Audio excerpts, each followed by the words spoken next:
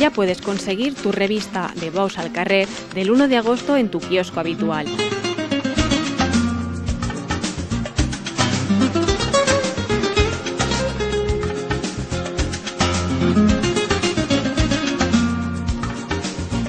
La portada de este mes corresponde al tórico de la cuerda de las fiestas de Chiva. La foto ha sido realizada por Miguel Carrión.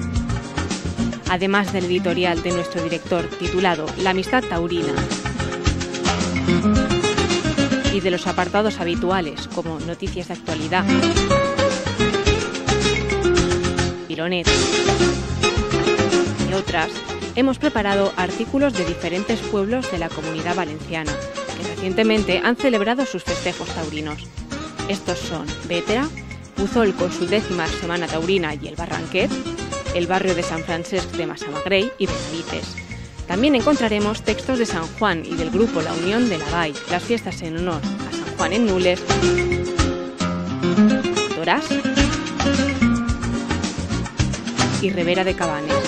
Pero no solo nuestra comunidad celebra sus festejos taurinos, sino que en la zona centro nos encontramos con un extenso reportaje sobre las fiestas de San Juan que un año más se celebran en Coria. También en la zona norte de la península tenemos, como no, Pamplona, con sus Sanfermines y celebraciones varias. Cantavieja, en Teruel.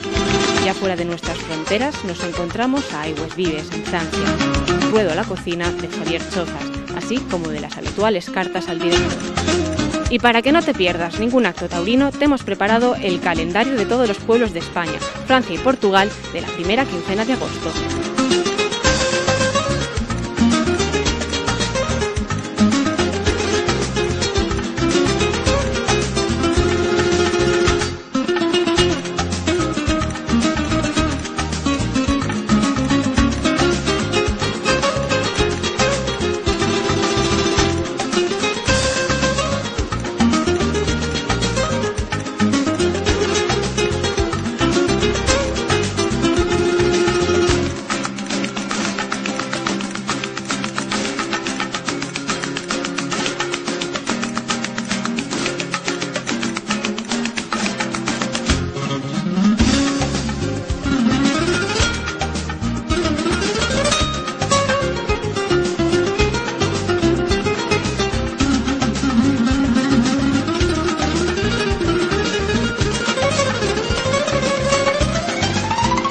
No te la puedes perder. Hazte con ella en tu kiosco habitual.